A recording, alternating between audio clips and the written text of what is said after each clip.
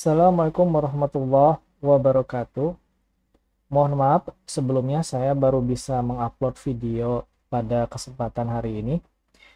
Insya Allah pada minggu ini saya akan mengupload dua video. Jadi untuk yang topik atau dengan judul Getaran Bebas Tak Teredam, ini akan saya bagi menjadi dua video. Satu video untuk mengisi kekosongan pada pertemuan minggu yang lalu, sedangkan satu video yang lagi untuk mengisi pertemuan pada minggu ini. Untuk hari ini saya akan mengupload satu bagian pertama saja, dan insya Allah besok saya akan mengupload bagian yang kedua. Baik, pada pertemuan kali ini kita akan membahas mengenai getaran bebas tak teredam. Jadi pada getaran, ya konsep getaran ini ada dua, yaitu kalau kita melihat dari sifatnya, getaran bebas dan getaran tak bebas. Nah, sedangkan getaran bebas ini juga dibagi menjadi dua, getaran bebas teredam atau dumb oscillation, dan yang kedua adalah getaran bebas tak teredam. Oke, baik. Mari kita lihat saja kasus yang pertama, yaitu getaran bebas ini adalah getaran osilasi di sekitar titik kesetimbangan. Jadi kalau dulu waktu SMA mungkin ya kita misalkan seperti ini, ada bandul matematis gini ya. Lalu bandul ini kita simpangkan, misalkan ini ke titik A. Nah, setelah dilepaskan maka bandul ini akan bergerak dari A ke pusat kembali, lalu ke titik B, lalu dari titik B kembali ke pusat, lalu ke A gitu ya. Nah, gerak bolak-balik di sekitar titik kesetimbangan ini disebut sebagai gerak osilasi. Nah, jadi getaran bebas, namanya getaran ini berkonotasi erat dengan gerak osilasi, yaitu geraknya selalu bolak-balik. Nah, kalau kenapa disebut bebas? Karena pada gerak osilasi ini tidak dipengaruhi oleh gaya luar. Jadi seperti contoh bantul matematis, ketika kita tarik simpangkan, lepaskan, nah ketika dilepaskan itu tidak ada gaya luar yang mempengaruhi. Jadi ketika dia berosilasi, kita tidak bantu dengan didorong gitu, tidak seperti itu. Jadi kita diamkan saja, nah secara natural maka dia akan bergerak di sekitar titik kesetimbangan. Nah ini disebut sebagai getaran bebas. Nah contoh lain kalau di dalam mekanisme ya permesinan, misalnya ini ada pegas dengan konstanta gaya pegas K. Pegas ini memiliki panjang L, lalu pegas ini dihubungkan satu ke dalam ditanam ke misalkan ke sisi tembok itu ditanam, yang kedua dihubungkan dengan balok dengan massa M gitu ya. Nah, ketika balok ini ditarik, maka dia akan memiliki perubahan panjang, perubahan posisi yang asalnya dari X0 menjadi X. Ya, jadi ketika dia ditarik, maka panjang L, panjang pegas ini akan berubah L plus X0 gitu ya. Ini maaf, ini adalah ya ditarik sepanjang X0. Nah, oke, ketika dia dilepas, apa yang terjadi? Nah, panjang pegas ini akan selalu mengalami perubahan gitu ya, yaitu perubahannya di sekitar L plus X0 dan L dikurangi dengan X0 gitu ya. Jadi pegasnya akan mengalami penambahan panjang dan akan mengalami penyusutan. Terus geraknya seperti itu. Nambah panjang, menyusut, nambah panjang, menyusut di sekitar titik kesetimbangan X0. Nah, ini disebut sebagai getaran bebas. Nah, untuk keterangan ya ini pada kondisi rehat. Jadi pada kondisi diam, pegas memiliki panjang L. Ketika pegas mengalami pergeseran X0, besar gaya itu akan sama dengan K kalikan dengan X0. Kenapa K? Karena ini sesuai dengan hukum Hooke, di mana hukum Hooke itu sama dengan F sama dengan K kalikan dengan perubahan panjang. Dalam hari ini adalah X0. Gitu ya. Kemudian dan energi potensialnya itu adalah K X0 kuadrat per 2 atau setengah K X0 kuadrat. Tuh. Untuk menurunkan persamaan gerak, gitu ya. Jadi persamaan gerak itu adalah persamaan yang menyatakan gerak dari suatu benda. Dalam hal ini kalau misalkan getaran bebas, maka persamaan geraknya itu menyatakan persamaan gerak pada getaran bebas. Ada dua cara, itu yang pertama itu dengan diagram benda bebas atau free body diagram yang pertama ya. Kemudian yang kedua dengan metode kesetaraan sistem, equivalent system method. Nah, metode kesetaraan sistem ini adalah metode yang diturunkan, yang dijabarkan setelah kita menggambar free body diagram. Jadi yang pertama kita menggambar diagram benda bebasnya, kemudian yang setelah itu dari diagram benda bebas, kemudian kita tarik komponen X, komponen Y, gaya-gaya pada komponen X dan komponen Y. Kemudian kita lakukan persamaan ekivalen. Jadi jumlah gaya pada komponen X ini harus sama dengan 0.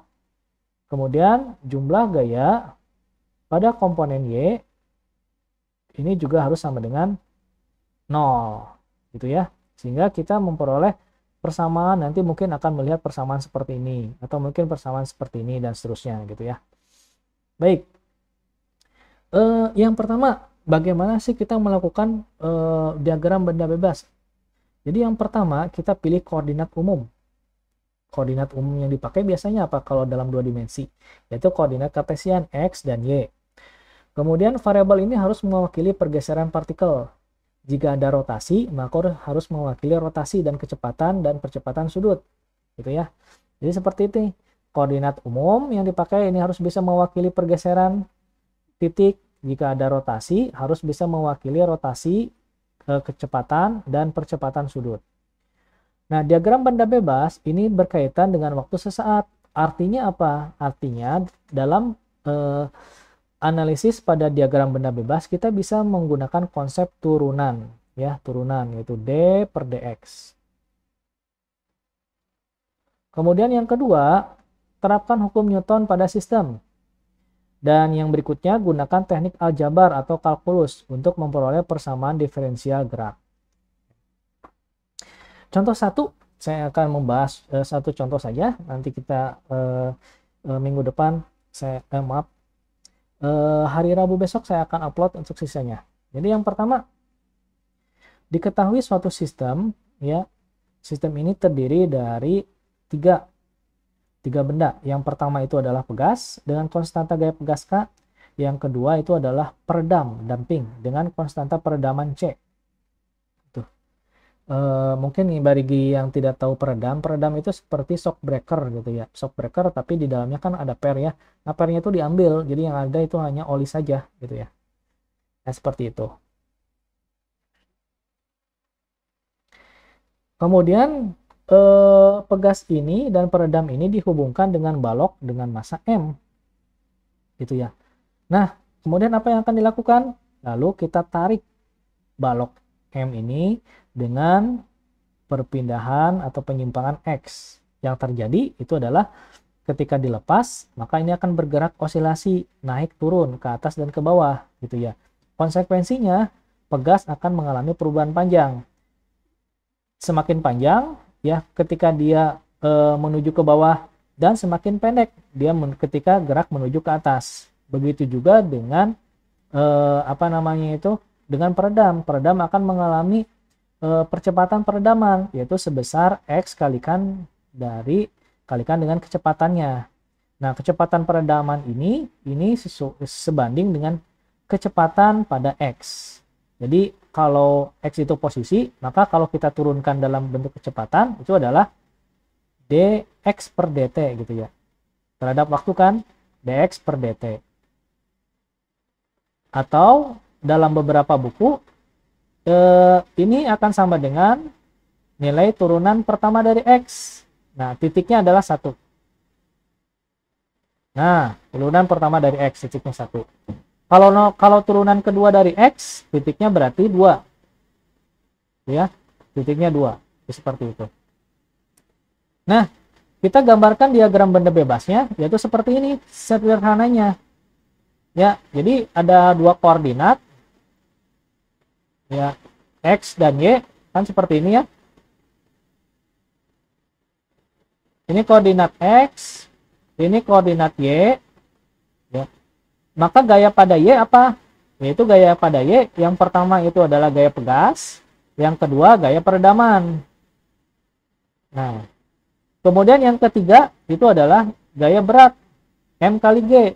Lalu gaya pada X ada tidak? Kita lihat, geraknya kan cuma naik turun ya, ke atas dan ke bawah, maka itu hanya bergerak sepanjang sumbu Y saja, tidak bergerak sepanjang sumbu X gitu ya. Nah, konsekuensi dari gerak vertikal ini maka sistem ini akan mengalami percepatan secara keseluruhan, yaitu sebanding dengan percepatannya ini, massa kalikan dengan percepatannya. Ya, turunan 2 kali dari X itu adalah percepatan. Massa kalikan percepatan. Oke. Jadi, berdasarkan sistem di atas, yang pertama kita bisa rumuskan, yaitu gaya pada pegas. Kita sebut saja Fs. S itu untuk string atau pegas. Ini sama dengan K dikalikan X plus delta ST. Delta itu ST ini adalah perubahan panjang dalam keadaan stasioner, dalam keadaan diam. Jadi ketika ini pegas dan peredam ini diberikan beban, akan mengalami perubahan panjang, tapi diam, tidak berosilasi, sehingga ini disebut sebagai perubahan panjang stasioner. Ya. Oke, yang selanjutnya kita gunakan hukum Newton, yaitu jumlah gaya eksternal ini akan sama dengan jumlah gaya efektif. Ya, jadi jumlah gaya yang bekerja pada sistem ini sama dengan jumlah gaya efektif secara keseluruhan yang bekerja secara sistem. Nah, gaya total yang bekerja pada sistem rumusnya apa? M kalikan percepatan. Lalu gaya yang bekerja pada sistem yaitu ada 3. Ya. Yang pertama itu adalah gaya berat mg, kemudian yang kedua gaya pegas, yang ketiga gaya peredam. Baik, yang berikutnya kita harus sepakat untuk notasi plus dan minus. Kita sepakati kalau ke bawah plus, kalau arah gaya ke bawah plus, arah gaya ke atas adalah minus. Sehingga kalau ke bawah kita lihat ya, ini kan ke bawah ya. Ini juga ke bawah. Maka ini plus tandanya. Tanda plus. Ini juga tandanya plus. Lalu yang ke atas kan pegas sama peredam, maka tandanya adalah minus. Minus, ini juga minus gitu. Nah, jadi pada analisis kondisi statis ini, kalau kondisi statis artinya apa? Ya, kalau kondisi statis ini bisa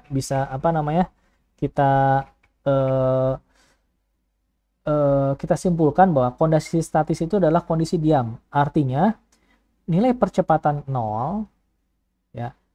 Nilai percepatan 0, nilai kecepatan juga 0. Ya, karena diam. Kemudian perubahan panjangnya juga 0. Ya, karena awal mula-mula gitu. Sehingga dari sini kita peroleh rumus bahwa delta statis, perubahan panjang statis sama dengan massa kalikan percepatan gravitasi kalikan dengan K, konstanta gaya pegas. Nah, ini kemudian nilai ini kemudian kita substitusikan ke persamaan diferensial. Jadi yang ini kita masukkan lagi ke sini. Maka diperoleh persamaan ini di bawah. Nah, ini adalah persamaan gerak sistem. Gitu. Baik, seperti itu. Hari ini saya cukup membahas untuk sebagai pengantar ya, contoh yang pertama. Insya Allah besok saya akan upload bagian kedua. Baik, silakan Anda pahami, Anda putar berulang-ulang videonya. Bagi yang ingin bertanya, silakan langsung bertanya saja melalui WA. Ya. Terima kasih atas perhatiannya.